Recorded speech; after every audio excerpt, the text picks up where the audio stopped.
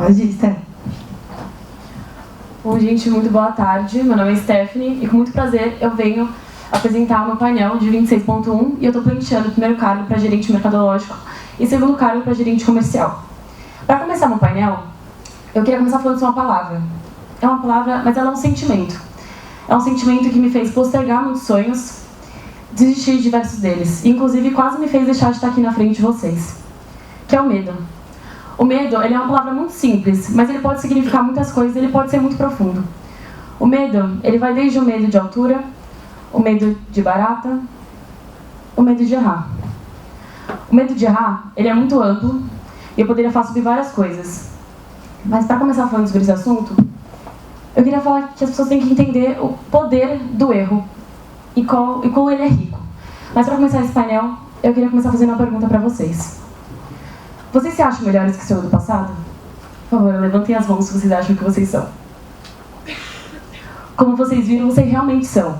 Isso serve por vários motivos. Por experiências que vocês passaram, pessoas que passaram pela sua vida, e inclusive os erros. Os erros que vocês tomaram, que tiveram e fizeram vocês se sentir inconformados, vocês não se identificaram com eles, e vocês quiseram mudar. E por isso que vocês são melhores que o seu do passado. Porque vocês não se conformam em ser a pessoa que vocês eram antigamente.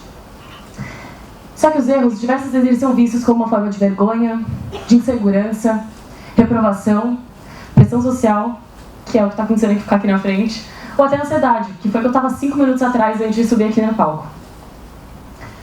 Só que talvez a gente tenha que pensar, o erro que ninguém aplaude talvez seja o erro que mais nos transforma, porque é o erro que mais nos traumatiza e mais nos faz refletir sobre nós mesmos. Mas se eu pedisse para vocês pararem por apenas 10 segundos e lembrassem qual foi o erro que mais marcou vocês, vocês não precisariam desses 10 segundos para pensar. Porque nós lembramos mais dos nossos erros do que nossos próprios acertos. E isso não é o nosso cérebro nos castigando. É o nosso cérebro nos lembrando que nós somos melhores que nosso eu do passado. Que nós somos melhores porque a gente busca ser melhor todos os dias.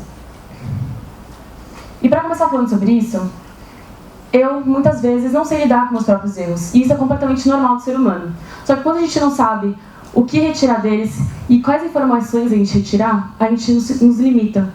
A gente se diminui, a gente passa a precisar de qualquer outro tipo de aprovação para a gente confiar em nós mesmos. A gente pode se dedicar, dar o máximo de si, mas mesmo assim a gente não vai estar confiante. E aí que eu me pergunto, se estava bom para mim, por que eu precisava que os outros aprovassem para parecer suficiente? Por que eu precisava de uma aprovação externa, de alguém falando que estava bom, que eu podia seguir em frente, que eu podia confiar em mim mesma? Algo que dizia mais sobre mim do que o outro. E foi aí que eu li um livro, que se chama Nós Não Nascemos Prontos. É de um filósofo que se chama Mário Sérgio Cortella. Esse livro é muito interessante porque ele traz várias provocações filosóficas.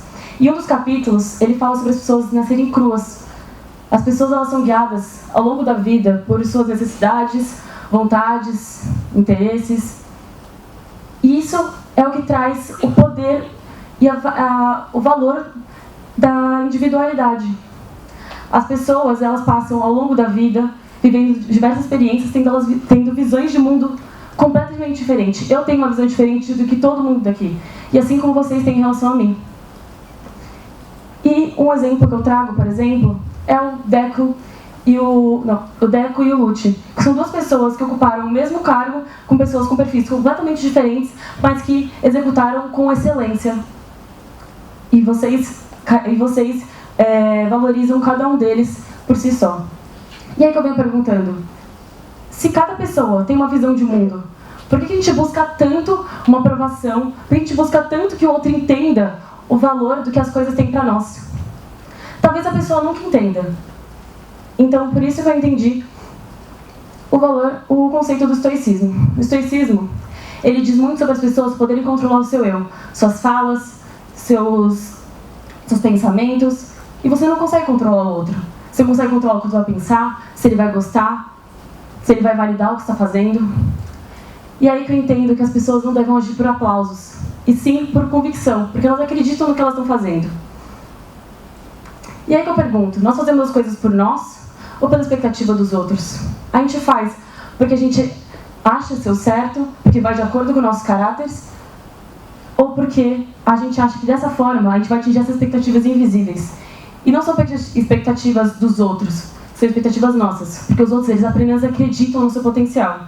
Essas expectativas que a gente tem são expectativas invisíveis. Expectativas invisíveis que a gente tem do mundo, dos nossos amigos, da nossa família e até da Júnior.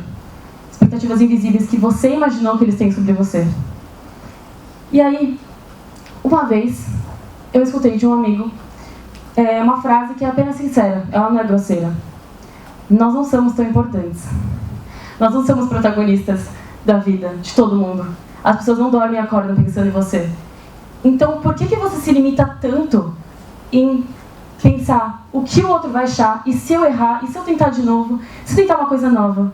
Por que você acha que você vai ser tão julgado? Pode ser que daqui 30 minutos, ou sequer 30 segundos, a pessoa não vai nem lembrar que você passou na frente dela. No final, os seus erros e a sua história diz sobre você, não sobre os outros. E eu quero entender, quem sou eu quando o mundo não me vê? Se ninguém me visse que eu faço momentos difíceis, que eu faço pelo próximo, pela minha saúde, ou até pela Júnior, eu faria do mesmo jeito? Eu falo as coisas porque eu acredito, eu tenho convicção, ou porque o mundo faria dessa forma? E aí que eu entendi o conceito do comprometimento silencioso.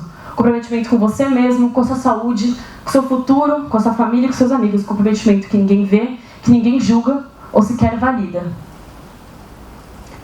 E aí eu entendi que quando você faz as coisas com propósito, não importa se a plateia está cheia, se a plateia está vazia. Porque a sua satisfação de ter feito algo com esforço, com dedicação e que tem a ver com o seu caráter, vale muito mais. E aí eu entendi que o silêncio é uma forma de reconhecimento. O silêncio é uma forma de você se ouvir, se ver, se conhecer. É um momento que você pode ser autocrítico. E não é autocrítico no sentido ruim. É autocrítico de saber quando você errou, quando consertar, o que consertar e até quando você deve parar. Quando você tem que entender que é o seu limite. E aí que eu entendi que os melhores momentos são os que não são registrados. Porque quando a gente para de depender desses aplausos, a gente passa a viver a vida por nós e não pela expectativa dos outros. Nós viramos o objetivo da nossa vida. E o nosso objetivo deixa de ser o dos terceiros. E aí que eu vou pro tema do meu painel. Quem somos sem aplausos? E quem é você sem eles? Muito obrigada.